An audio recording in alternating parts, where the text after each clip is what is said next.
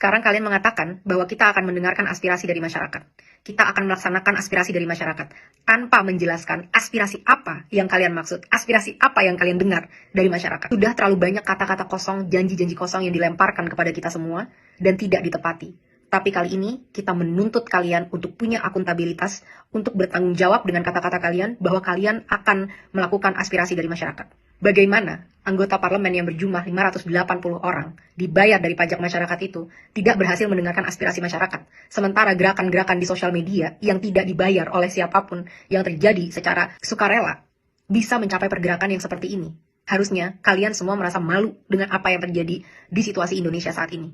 Akan kita perjelas apa tuntutan kita. Kita mau kalian bertanggung jawab dan bertingkah sesuai dengan apa yang kalian janjikan. Kali ini kalian tidak bisa lari dan tidak bisa berkilah lagi. Karena aspirasinya sudah sangat jelas dari masyarakat. Pada sebelum 5 September pukul 23.59, ini adalah 12 hal yang kita tuntut dari kalian kalau memang kalian mau menunjukkan bahwa kalian masih berpihak kepada masyarakat. Pertama, sahkan rancangan undang-undang perampasan aset sekarang juga, sebelum 5 September, tengah malam. Kedua, pecat anggota DPR yang terbukti menghina rakyat, Ahmad Syaroni, Deddy Sitorus, Bambang Pacul, dan yang lain-lain itu yang berjoget-joget di parlemen. Mereka yang hanya mewakili kepentingan partai politik dan tidak kredibel untuk merepresentasikan kita, apalagi membuat kebijakan-kebijakan. Kita minta KPK, pahlawan kita, untuk segera cek seluruh harta dan aset mereka. Apakah itu didapat dari uang yang benar-benar legal atau ada permainan-permainan dari harta-harta tersebut. Crazy rich itu tidak mungkin bisa sekaya itu tanpa melakukan hal-hal yang tidak dibenarkan secara hukum. 3. Bebaskan pihak-pihak yang kalian tahan karena menyampaikan aspirasinya. Jangan salahkan semua terhadap masyarakat. Kalian juga harus bisa refleksi kenapa masyarakat bisa sampai semarah itu. Karena kalian selama ini sudah benar-benar tuli dan mati empati terhadap aspirasi dari masyarakat. Saat kita mau mendatangi rumah kita sendiri yang kita bayar dan kita bangun dengan hasil keringat sendiri, kita dipertemukan dan dihajar dengan aparat-aparat dan segala peralatan yang dibeli dari hasil pajak rakyat. Bebaskan mereka semua. Mereka hanya mau melakukan aspirasi. 4. Reformasi DPR. Kalau memang kalian tidak mau DPR dibubarkan, maka reformasi habis-habisan bagaimana cara kalian bekerja. 1. Audit secara transparan. Apa isi dari anggaran 9,6 triliun per tahun di tahun ini dan tahun depan?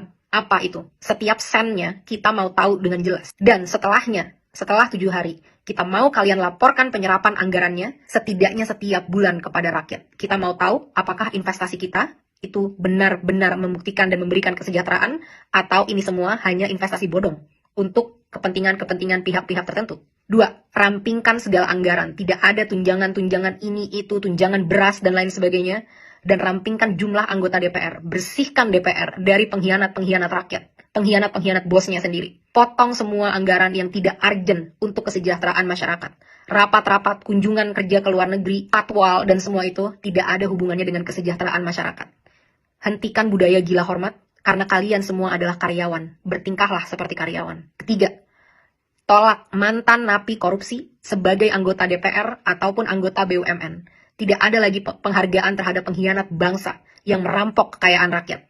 4. Hapuskan semua perlakuan istimewa yang menciptakan kesenjangan antara rakyat dan parlemen, yang membuat parlemen mati empatinya dan tidak mampu membuat kebijakan yang berpihak kepada rakyat.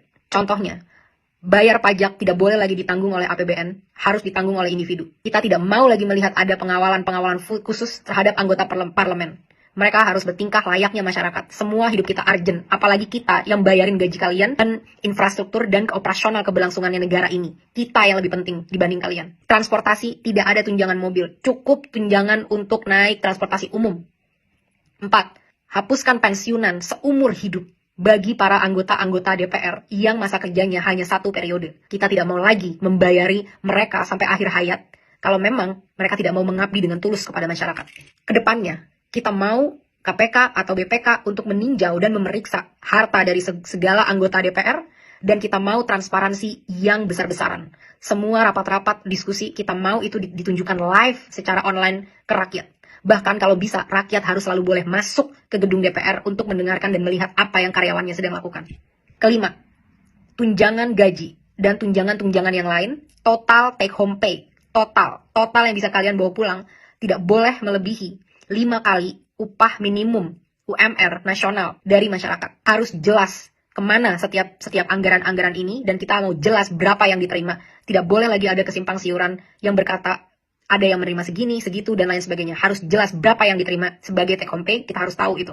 Keenam, tetapkan KPI, Key Performance Indicator, yang terukur bagi anggota DPR sebagai standar kinerja. Berapa RUU yang harus kalian sahkan, berapa RUU prioritas, dan lain sebagainya, harus dengan aturan yang jelas. Kedepannya, evaluasi dan pecat anggota-anggota yang tidak bisa bekerja dengan benar, yang tidak datang saat-saat rapat, yang tidak bisa menghasilkan RUU yang diminta oleh rakyat. Laporkan semua progress, achievement, challenges secara berkala kepada rakyat. Kita berhak tahu apa yang terjadi di dalam ruang DPR.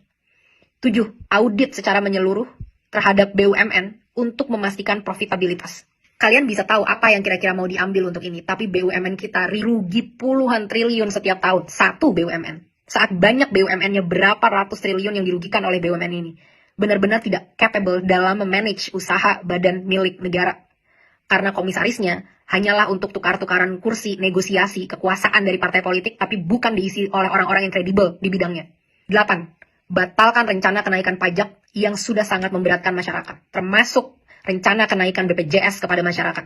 Berhenti mencekik dan memeras kita, saatnya kalian bekerja. 9. Adili pembunuh pahlawan kita, Afan, seberat-beratnya. Aparat harus tahu konsekuensi apabila mereka menggunakan power di jalan yang salah. Negara harus menanggung dampak dari semua ini, karena semua ini terjadi karena kegagalan kalian menanggung keluarga dari Afan. Lengserkan Kapolri. Kapolri telah gagal memberikan komando untuk melindungi masyarakat. 10. Berikan standar gaji yang layak terhadap pahlawan bangsa kita, guru-guru di Indonesia, termasuk juga nakes-nakes di Indonesia. 11. Reformasi kinerja kepolisian habis-habisan. Mereka harus profesional, berpihak dan berempati kepada rakyat, punya kemampuan emosi yang baik, sehingga tidak menyalahgunakan senjata sebesar itu yang mereka punya.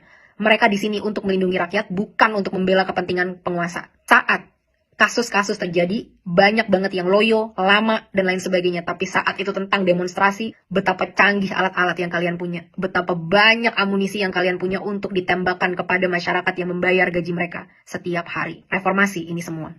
Aspirasi sudah sangat jelas. Kalian punya 7 hari untuk bisa mewujudkan ini kalau memang kalian pantas memegang kedaulatan rakyat. Kita akan buktikan bersama-sama apakah kalian mampu dan benar-benar capable dalam melakukan ini, atau benar apa yang memang kita inginkan untuk membubarkan DPR.